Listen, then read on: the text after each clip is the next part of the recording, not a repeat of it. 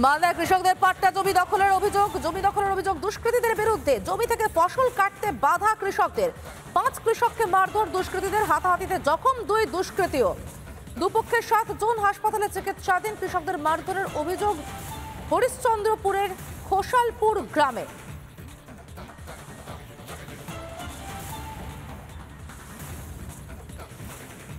দীর্ঘদিন ধরে 1995 পাট্টা আছে আমাদের কাছে, আমরা চাষ করছি। ওই জমি আমরা দীর্ঘদিন ধরে চাষ করছি। ওই জমির উপরে ভয়ে ওরা আক্রমণ করছে, আক্রমণ করে পিস্তুল দেখাচ্ছে, কোনো সময় কাউকে ভয়ে ভাগাই দিচ্ছে, আলিয়ার লোক টাকা দিয়ে কিনে নিচ্ছে, কিনে নিয়ে ও বলছে যে না ওদের তো বলে আছে, এইভাবে করছে। আলিয়াগুলাকে আর কে একটা গুন্ডা সাজিয়ে রেখেছে, ওদের পরিবারকে পালন করে, আর ওদেরকে সাজাই মানে লড়াই মাঠে নিয়ে আসে। তো কত এখন দখল করতে চাচ্ছি যে ওদেরকে দিব না, আবার বিক্রি করে দেওয়ার জন্য আমার বলছে যে আসো আমি বিক্রি করবো, আর তার জন্য আমি কেন ক্ষতি করি? আমি আইনের সাথে পাবো তো নিব, না পাবো নিব না। সরকার আমাদেরকে দিয়েছে, তাই বলে আমরা নিচ্ছি। আমাদের কোর্টও করা আছে, চাঁচলে হাইকোর্টও করা আছে। আপনারা কত বছর ধরে জমিগুলো চাষ করছেন? পাটের জমিগুলো চাষ করি 40 বছর থেকে। তো এখন তারা দাবি কেন করছে তার রাজার ছেলেরা? তারা জবরদস্তি ছিঁড়ে নিচ্ছে, চাষ করে দেবো না। আমাদের গ্রামে আছে, ওকে ওটা অবৈধ পাট্টা দেওয়া হয়েছে। মানে পাট্টাটা দিয়েছে কে? তো বিএলও কি অবৈধ পাট্টা দিতে পারে? হ্যাঁ, অনেক পায়, হরিচন্দ্রপুরে অনেক আছে, এইভাবে অনেক অবৈধ পাট্টা আছে। মানে ওদেরকে 1950 সালে বলছে পাট্টা দিয়েছে, না 85 সালে কোনো পাট্টাই হয়নি। মানে ওরা দাবি করছে যে পাট্টা দেখাতে পারবে 85 সালে। মালদা ট্যাব কেলেঙ্কারিতে ফের গ্রেফতার। ইসলামপুর থেকে গ্রেফতার এক। মালদা থেকে এর আগে একজন গ্রেফতার হয়, তাকে জিজ্ঞাসাবাদের পর ইসলামপুর থেকে গ্রেফতার। অভিযোগ মাটি কাটার টাকা ঢুকবে বলে অ্যাকাউন্ট নম্বর চাওয়া হয়। ইসলামপুরের অভিযুক্ত অ্যাকাউন্ট নম্বর চায় মালদার এই ধৃতের থেকে।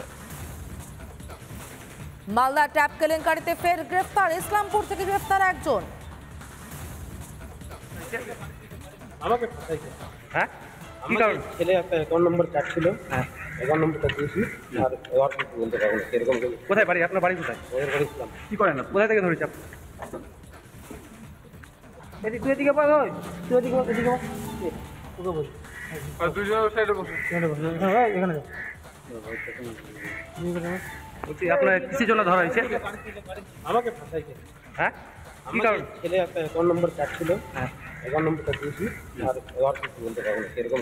কোথায় বাড়ি? আপনার বাড়ি কোথায়? ওদের বাড়ি ছিলাম। কি করেন না? কোথায় থেকে ধরেছি আপনি? মালদা ট্যাব কেলেঙ্কারিতে ফের গ্রেফতার। ইসলামপুর থেকে গ্রেফতার একজন। মালদা থেকে এর আগে একজন গ্রেফতার হয়, তাকে জিজ্ঞাসাবাদের পরে ইসলামপুর থেকে গ্রেফতার। অভিযোগ মাটি কাটার টাকা ঢুকবে বলে অ্যাকাউন্ট নম্বর চাওয়া হয়। ইসলামপুরের অভিযুক্ত অ্যাকাউন্ট নম্বর চায় মালদার ধৃতের থেকে।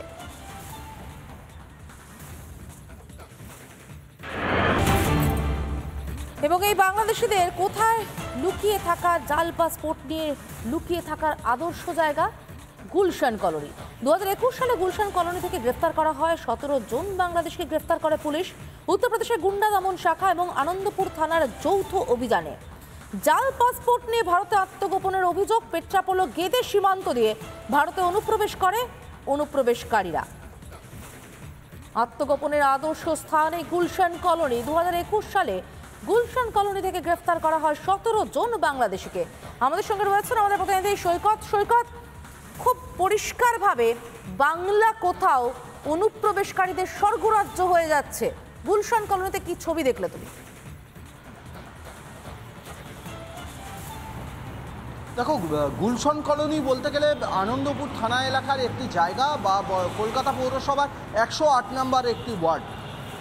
গুলশান কলোনি, মার্টিনপাড়া, গুলজারপল্লী এইগুলো অত্যন্ত ঘেঁষাঘেঁষি, অত্যন্ত ঘিঞ্জি এরিয়া, শহরের অত্যন্ত ঘিঞ্জি এরিয়ার অন্যতম এই গুলশান কলোনি।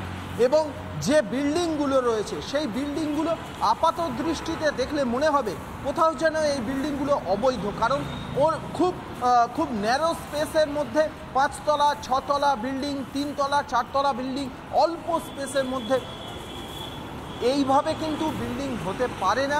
অন্তত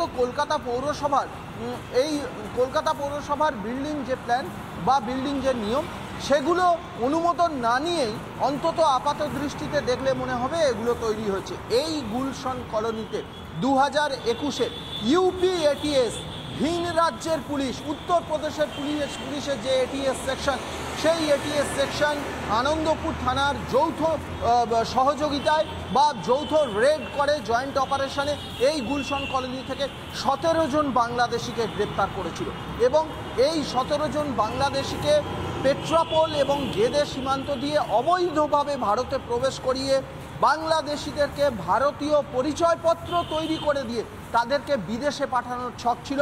যে মাথা ছিল ইমাম বলে একজনকে গ্রেপ্তার করেছিল পুলিশ, সেই ইমাম এই চক্রের মাথা। অর্থাৎ ইমাম পুলিশি জেরায় স্বীকার করেছিল যে বহু বছর ধরে, বেশ কয়েক বছর ধরে সে এই কাজ করছে, বাংলাদেশিদেরকে ইনফিলট্রেট করে ভারতে আনায়, ভারতে এনে তাদেরকে ভারতীয় নাগরিক হিসাবে পরিচয়পত্র তৈরি করিয়ে দেয় এবং তারপরে বিদেশে পাঠিয়ে দেয়। এবং এই যে 17 জন বাংলাদেশি যাদেরকে এনেছিল গুলশন কলোনিতে বেশ কিছুদিন, প্রায় সপ্তাহ 2-3 মতো, প্রায় 1 মাসের মতো এই গুলশন কলোনির একটি জায়গায়, একটি ঘরে বা একটি বিল্ডিংয়ে তাদেরকে রেখেছিল, বলা ভালো তাদেরকে লুকিয়ে রেখেছিল। অবৈধভাবে এইভাবে গুলশন কলোনিতে মানুষ আসছে, অবৈধভাবে কাঁটাতার পেরিয়ে মানুষ আসছে, শেল্টার নিচ্ছে, দুষ্কৃতীরা শেল্টার নিচ্ছে, আত্মগোপন করে থাকছে বাংলাদেশিরা।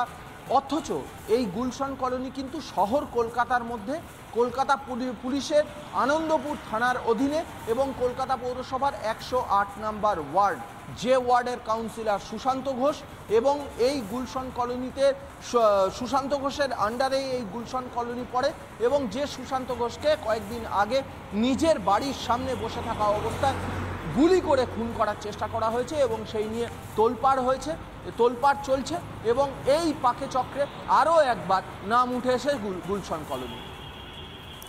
ধন্যবাদ সৈকত। আমরা কথা হচ্ছে আমাদের প্রতিনিধি সৈকতের সঙ্গে, এবং সৈকত যেরকমটা বলছিল যে গুলশন কলোনি কোথাও গিয়ে একটা সহজ আস্তানা হয়ে যাচ্ছে অনুপ্রবেশকারীদের জন্য, কিন্তু তার দায় নিতে নারাজ শাসক দলের প্রতিনিধিরা। নানা ধরনের কন্টেন্ট দেখার জন্য লাইক করুন, শেয়ার করুন আমাদের ফেসবুক পেজ, সাবস্ক্রাইব করুন আমাদের ইউটিউব চ্যানেল। পাশাপাশি অন্যান্য ব্রেকিং নিউজের জন্য অবশ্যই চোখ রাখুন রিপাবলিক বাংলায়।